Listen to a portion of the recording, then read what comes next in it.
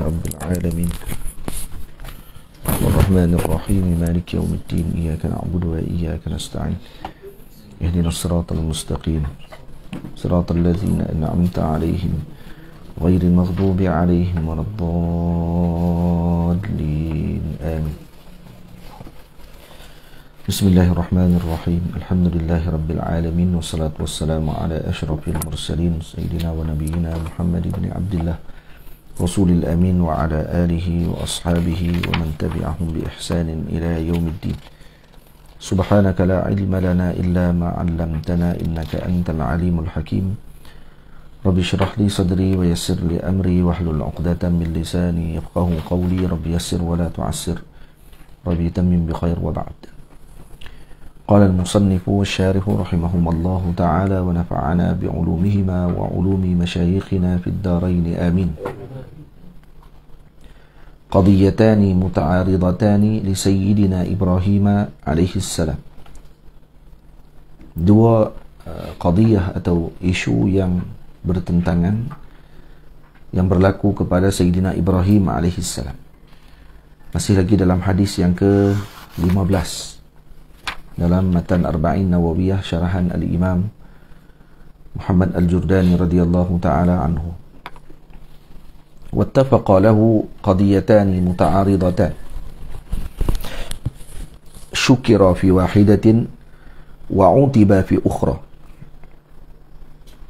Ada dua qadiyah atau isu yang berlaku kepada Sayyidina Ibrahim alaihi salam. Salah satunya dipuji dan yang satu lagi dikeji, yaitu yang ditegur oleh Allah Subhanahu wa taala.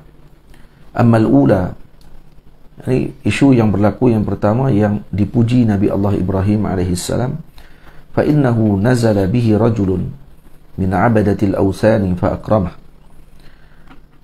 Ada seorang lelaki di kalangan penyembah berhala telah datang ke rumah Sayyidina Ibrahim, lalu dimuliakan oleh Nabi Allah Ibrahim alaihi salam sebagai tetamu. Fadajjatil malaikatu fis samawati, bergegar malaikat yang berada di langit, maksudnya heboh para malaikat di langit. Wa qalu ya rabbana khaliluka yukrimu aduwak. Nah, wahai Tuhan kami, kekasihmu telah memuliakan musuhmu, yaitu yang menyembah berhala. Faqala lahum, maka Allah Subhanahu wa taala mengatakan kepada para malaikat, ana a'lamu bi khalili minkum, aku lebih mengenal kekasihku daripada kalian. Summa amara Jibril fanazala wa 'arada 'alaihi qaul al-malaikati. Kemudian Allah mengarahkan Sayyidina Jibril turun dan disebutkan tentang apa yang telah disebutkan oleh para malaikat, yakni malaikat kurang bersetuju dengan apa yang dilakukan oleh Sayyidina Ibrahim. Fabaka, maka menangis Sayyidina Ibrahim lalu menyebut, wa qala ya Jibrilu ana ta'allamtu min maulaya ra'aituhu yuhsinu ila man yusi. Aku belajar daripada Tuhanku, karena aku melihat bahawa Allah memuliakan juga orang yang menyakitinya, maksudnya orang yang menyembah Allah Subhanahu wa ta'ala, yang tidak menyembah Allah, tetap Allah Ta'ala memberikan rezeki kepadanya, maka aku mengambil akhlak tersebut. Ini disebut dalam hadis, taqallaqu bi akhlaqillah, berakhlaklah kamu dengan akhlaknya Allah Subhanahu wa Ta'ala. Wa ammal ukhra, manakala satu lagi qadiyah ataupun satu lagi isu, ini ditegur Nabi Allah Ibrahim alaihi salam. Fa innahu nazala bihi rajulun akhar. Ini ada seorang lagi lelaki di kalangan abadatil awthan, aidan min abadatil awthan, juga termasuk daripada penyembah berhala, datang bertamu di rumah Sayyidina Ibrahim. Dia turun dan datang ke rumah Nabi Allah Ibrahim. Fastadafahu fa'aba alaihi illa an yatruka dinah. Maka dia minta untuk jadi tetamu di rumah Sayyidina Ibrahim, dan Nabi Allah Ibrahim menolak perkara tersebut. Katanya, kalau nak jadi tetamu boleh, tapi dengan syarat tinggalkan agama kamu. Fansarafa, maka laki tadi terus berlalu. Fa amara Allahu Jibril an yanzila ilaihi, maka Allah mengarahkan Sayyidina Jibril turun kepada Nabi Ibrahim. Fanazala ilaihi wa qala lah, Maka Sayyidina Jibril turun dan berkata kepada Sayyidina Ibrahim, yaqulu laka rabbuka, Tuhanmu telah menyebutkan kepadamu, istadafaka abdi fa abaita illa an yatruka dinah wa ana arzuquhu 80 sanatan ala syirkihi. Nah, ini hamba aku, kata Allah Subhanahu wa taala, telah meminta untuk menjadi tetamu dan kamu abaikan, melainkan kalau dia tinggalkan agamanya. Aku telah bagi rezeki kepadanya 80 tahun walaupun dia dalam keadaan syirik. Ini Allah Subhanahu wa taala menegur Sayyiduna Ibrahim alaihi salam. Fabaka Ibrahimu wa qama yaqfu athar al-wathani ay yatba'uh. Dan Sayyidina Ibrahim menangis lalu bangun dan mencari mengejar kembali wasani tadi, iaitu penyembah berhala tadi.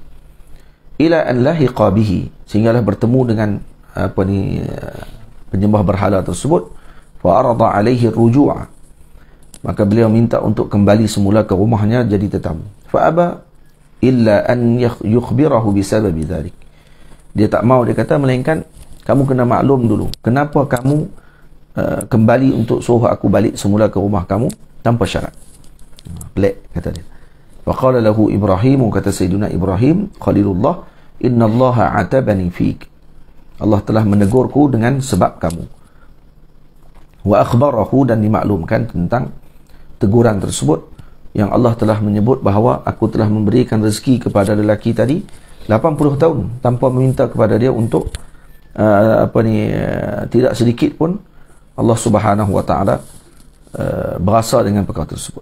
Maksudnya berasa ni tak diangkat daripadanya untuk diberikan rezeki. Fabakal wasani, maka menangis wasani tadi, ini hamba penyembah berhala tersebut. Wa qala ya Ibrahimu aslamtu lillahi rabbil alamin. Terus masuk Islam. Terus masuk Islam. Summa inna dhiyafata sunnatun 'inda al-jumhur. Menjadi tetamu ni ataupun menerima tetamu ini adalah sunnah di sisi jumhur, Syafi'i wa Malikin wa Abi Hanifah, seperti pandangan dalam mazhab Imam Syafi'i, Imam Malik dan Imam Abu Hanifah.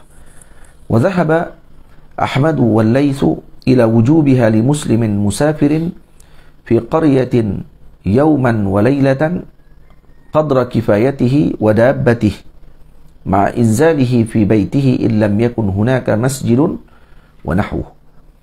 Dan Imam Ahmad dan Imam Laits bin Sa'ad, faqih Misri, beliau mengatakan bahawa kedua-dua mereka mengatakan wajib. Ini dhiyafah, maksudnya menerima tetamu, sunnah di sisi jumhur.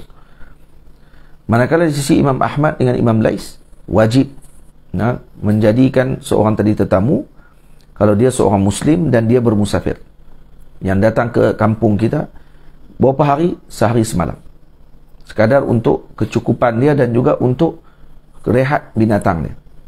Ini zaman dulu lah. Ma inzalihi fi baitihi, dan duduk di rumahnya, maksudnya bukan hanya sekadar jadi tetamu dijamu makan saja, tidak di luar rumah, di dalam rumahnya. Illam yakun hunaka masjidun, kalau tidak ada masjid. Kalau di situ ada masjid, maka laki tadi tidak di masjid, cuma kita jamu dia makan, ikut pandangan Imam Ahmad dan Imam Laits. Yang ini sehari semalam sekadar mencukupkan kepada keperluan dia dan binatang tunggangannya. Ini. Wa mahallul khilafi bainahuma wa bainal jumhur. Mana mahal khilaf? Tempat khilaf di antara Imam Ahmad dan Imam Laits dengan jumhur para fuqaha. Mahal khilaf mereka fi haqqi man indahu fadilun an qutihi wa quti iyalihi ka zakatil fitri. Jadi ini kepada hak orang yang mempunyai lebihan pada makanan seharian dia, makanan yang diperlukan olehnya dan juga oleh keluarganya. Jadi hukumnya sama seperti zakat fitri, zakatul fitr. Jadi kalau cukup makanan kita untuk hari raya pada hari tersebut dan ada lebihan, maka wajib zakat pada individu tersebut.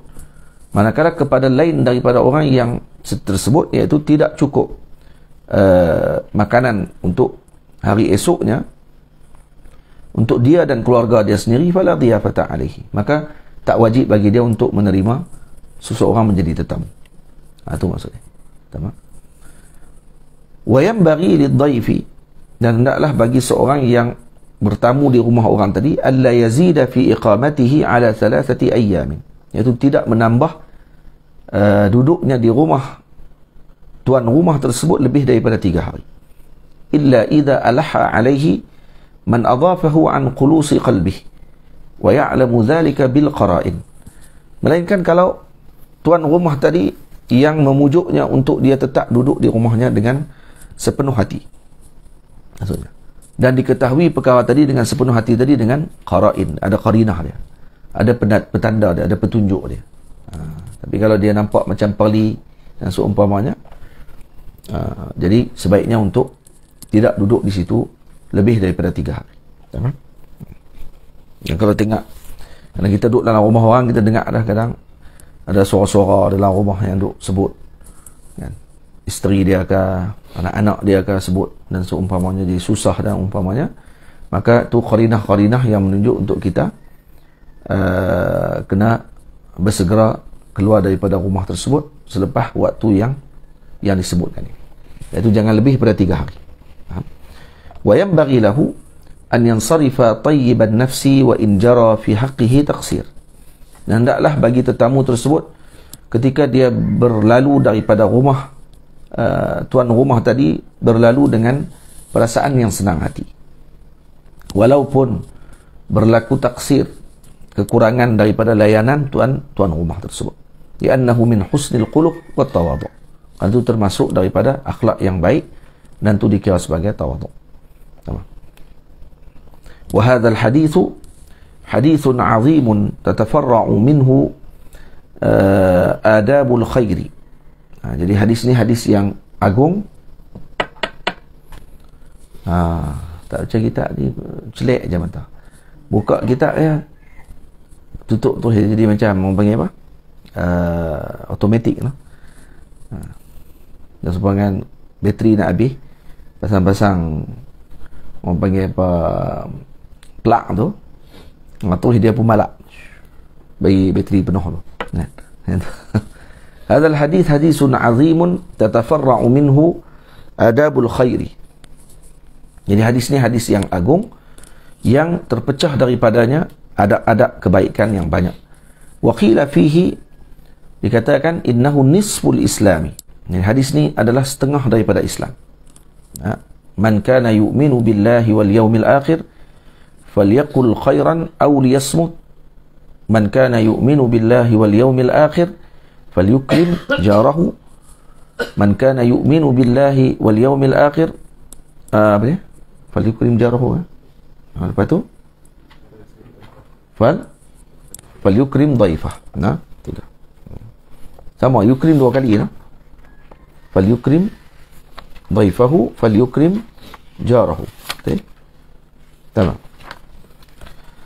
لأن الأحكام إما أن تتعلق بالحق أو الخلق. Kenapa dipanggil hukum ni, hukum Islam dalam ni ada setengah daripada Islam terdapat dalam hadis ni? Kerana hukum hakam sama ada dia tak tata'allaq bil haqq, yang berkait dengan Allah ataupun berkait dengan makhluk. Yani hablun minallah wa hablun minan nas. Hablun minallah, hablun minal khalq. Maksudnya sambung dengan makhluk. Hadza afada tsani. Dan hadis ini berkait dengan yang kedua, iaitu hubungan kita dengan makhluk. Idzil maqsudu minhu, karena maksud daripada hadis ni, anna man kana kamilal imani fahuwa muttasifun bisyafaqati ala khalqillahi ta'ala qawlan bil khairi aw sukutan 'anil syarri aw fi'lan lima yanfa' aw tarkan lima yadur. Karena siapa yang sempurna imannya, maka dia akan bersifat dengan kasih sayang kepada makhluk Allah Subhanahu wa taala, sama ada dengan berucap yang baik atau diam daripada yang tidak baik, atau melakukan perbuatan yang bermanfaat untuk umat, ataupun meninggalkan perbuatan yang mudaratkan kepada makhluk Allah Subhanahu wa taala. Rawahul Bukhari fil Adabi, riwayat Imam Bukhari dalam Al-Adab dan Kitabul Adab, wa Muslim, dan riwayat Imam Muslim dalam Babul Hassi ala ikramil jari wad dhaif, min kitabil iman, dalam kitab al-iman. Al-hadithu as-sadisa asyara, hadis yang ke-16, an-nahyu 'anil ghadabi, larangan daripada memarah, marah. An Abi Hurairah radhiyallahu ta'ala anhu anna rajulan qala lin-nabi sallallahu alaihi wasallam awsini, daripada Sayyidina Abi Hurairah radhiyallahu ta'ala anhu bahwasanya Rasulullah sallallahu alaihi wasallam ada seorang lelaki telah berkata kepada Nabi sallallahu alaihi wasallam, "Awsini, wasiatkan aku," kata lelaki tersebut. Qala la taghdab, maka Nabi kata jangan marah. Faraddada miraran, dan diulangnya berkali-kali, "Awsini, awsini." Qala la taghdab, dan Nabi mengucapkan la taghdab, jadi jangan marah. Rawahul Bukhari. An Abi Hurairah, baca hadisnya, syarahnya. Wa taqaddama al-kalamu alaihi, telah dahulu perbicaraan tentang biografi beliau pada hadis yang ke-9. Radhiyallahu ta'ala anhu anna rajulan qila huwa Abu Darda. Baik, siapa lelaki ini? Ini dipanggil dalam ilmu mubhamat. Mubhamat, ada ulama-ulama yang mengarang kitab tentang mubhamat, antaranya al-Imam Khatib al-Baghdadi radhiyallahu ta'ala anhu mengarang tentang mubhamat. Mubhamat maknanya nama-nama dalam hadis yang disebut rajul, imra'ah, ja'at imra'atun, ja'a rajulun, anna rajulan. Siapa dia lelaki tadi? Maka diterangkan oleh para ulama hadis daripada riwayat yang mereka telah kumpul. Jadi terbitlah pandangan-pandangan ni. Sama ada yang bertanya ni adalah lelaki yang datang tu adalah Sayyidina Abu Darda, waqila Sufyan ibnu Abdullah as-Saqafi, ataupun Sufyan ibnu Abdullah as-Saqafi, waqila Abdullah ibnu Umar, waqila ghairu dhalik. Sebagian kata Abdullah bin Umar, sebagian kata orang lain. Wastadhara al-wali al-Iraqi anna as-sa'ila amma ya'ti tata'addad atau ta'addada. Imam Wali al-Iraqi radhiyallahu ta'ala anhu mengatakan bahawa kemungkinan soalan ataupun penyoal bagi masalah ini ramai, dan peristiwa ini berlaku berkali-kali, dan Nabi mengulang nasihat tadi juga berkali-kali mengikut kepada siapa yang bertanya tersebut. Jadi dalam Futuhat Wahbiyah, Allamah Syabraqiti menjelaskan dengan panjang lebar tentang masalah tersebut. Juga Imam Zurqani dalam syarahnya bagi Muwatta juga menerangkan tentang lelaki ataupun siapa yang datang bertanya ni, dan berlaku berkali-kali peristiwa tersebut, diterangkan dengan terperinci dalam Futuhat Wahbiyah dan syarah Zurqani ala Muwatta. Futuhat Wahbiyah antara syarah yang besar juga bagi Matan Arba'in An-Nawawiyah. Qala lin Nabi sallallahu alaihi wasallam awsini, maka lelaki tadi kata kepada Nabi sallallahu alaihi wasallam, nasihatkan aku, ai dullani ala ma yanfa'uni dinan wa dunya wa yuqarribuni ila Allah azza wa jalla. Tolong terangkan, tunjukkan kepada aku ya Rasulullah tentang apa yang memberi manfaat kepadaku dunia dan untuk agama dan juga untuk dunia aku, yang mendekatkan aku dengan Allah. Qala la taghdab, kata Nabi jangan marah. Yahtamilu atau yuhtamalu anna al-murada, ihtimal murad ataupun maksud la taghdab di sini apa dia? Ai la taf'al asbab al-muqtadiyata lil ghadab, jangan kamu melakukan sebab-sebab yang membawa kepada kemarahan. Waf'al al-asbab allati tanfihi, dan lakukan dengan sebab-sebab yang menafikan kemarahan, kal hilmi, seperti berlemah lembut, wa husnil khuluq, wal haya'i wat tawadhu, baik akhlaknya haya dengan malu dan tawadhu, wa kaffil adha, mengelak daripada melakukan kejahatan ataupun kerosakan kepada seorang, wal afwi, memaafkan, wa basyashatil wajhi, dan juga senyum, indahkan wajah kepada seseorang. Jadi la taghdab di sini dengan makna yang pertama apa dia? La taf'al asbaba al-muqtadiyata lil ghadab. Jadi jangan kamu buat sesuatu yang boleh menyebabkan timbul kemarahan ataupun kamu akan jadi marah. Itu maksud la taghdab. Tapi berakhlaklah kamu dengan akhlak lemah lembut. Berakhlaklah kamu dengan akhlak orang panggil apa, tenang. Berakhlaklah kamu dengan akhlak tawadhu'. Itu maksud dia. Maksud kedua, yuhtamalu anna al-murada la ta'mal bi muqtada al-ghadabi. Ini makna kedua pula. La taghdab dengan maksud jangan kamu beramal dengan muqtada al-ghadab. Idza hasala min irtikabi ma yatarattabu alayhi min al-intiqam. Bal jahid nafsaka ala tarki tanfidhi.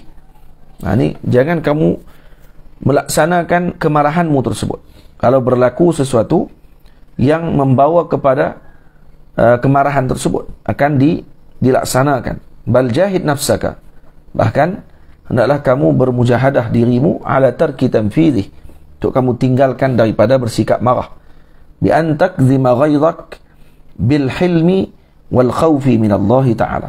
Seperti kamu menahan kemarahanmu dengan bersikap lemah lembut dan juga takut dengan Allah Subhanahu wa Ta'ala. Itu maksudnya. Jadi pandangan pertama, ihtimal maksud la taghdab dengan makna jangan kita melakukan perbuatan yang ataupun sebab yang membawa kepada kemarahan. Baliknya lakukan yang lawan baginya. Yang kedua, jangan bahasa kita, jangan ta'amal, maksud dia apa? Jangan mengamalkan dengan kemarahan tersebut. Maksudnya kalau ada orang melakukan suatu perkara yang menyebabkan kita akan marah, jangan menjalankan kemarahan tadi. Jangan melaksanakan kemarahan tersebut. Sebaliknya, gantikan dengan kemaafan. Gantikan dengan kemaafan. Itu dua. Faraddada ay karrara ar-rajulu talabal wasiyah. Maka lelaki tadi mengulang lagi sekali tuntutan wasiat dia tersebut, ausini miraran biqaulihi ausini, wa ka'annahu lam yaqna' biqaulihi sallallahu alaihi wasallam la taghdab. Seolah-olah lelaki ini tak apa nak tenang lagi dengan satu sahaja wasiat daripada Nabi sallallahu alaihi wasallam dengan ucapan la taghdab. Fa talaba minhu wasiyatan ablagha minha wa anfa'a. Dan dia seolah minta lagi wasiat yang lebih bermanfaat untuk dirinya mungkin. Falam yazidhu sallallahu alaihi wasallam fi kulli marratin 'alaiha, bal a'adaha lahu haitsu qala wa fi ba'd an-nusakh fa qala. Maka Nabi mengulang ucapan tersebut walau diminta dengan berkali-kali, maka diulang oleh Nabi dengan mengucapkan qala, dalam sebahagian nuskhah fa qala la taghdab. Dengan ucapan yang sama. Wa jaa fi riwayati Utsman ibni Abi Shaybah qala la taghdab 3 marratin. Ada dalam riwayat Ibnu Abi Shaybah disebut la taghdab 3 marrat, 3 kali. Fa afsaha fiha bi bayani adadil mirar. Jadi ini menjelaskan makna berapa kali itu ulangan ausini tadi. La taghdab faraddada miraran. Berapa kali diulang? Disebut ini diulang berkali-kali. Berapa kali? Ada riwayat sebut 3 kali. Riwayat Ibnu Abi Shaybah. Wa fi takriri hadhihi alwasiyati tanbihun lis-sa'ili ala 'idhamiha wa 'umumi naf'iha. Di ulangan wasiat tersebut kepada yang bertanya tersebut dengan ucapan la taghdab menunjuk kepada besarnya wasiat tersebut, dan manfaatnya yang lebih umum. Lima fiha min jalbil masalih wa dar'il mafasid. Karena terdapat di dalam hadis la taghdab tersebut jalbil masalih, ini mencari atau menarik kebaikan dan juga menghalang daripada keburukan, ai daf'iha. Tamam? Syahrimi boleh? Tidak? Dah. Wa nadhiru hadha, ini misal ataupun nazir kepada hadis ini. Tamam? Jadi dia seakan sama isunya, tapi bukan isu yang sama la taghdab tadi. Jadi seakan-akan isunya sama. Nadhiru hadha ma waqa'a lil Abbas radhiyallahu ta'ala anhu min qawlihi lin Nabi sallallahu alaihi wasallam 'allimni du'aan ad'u bihi ya Rasulullah.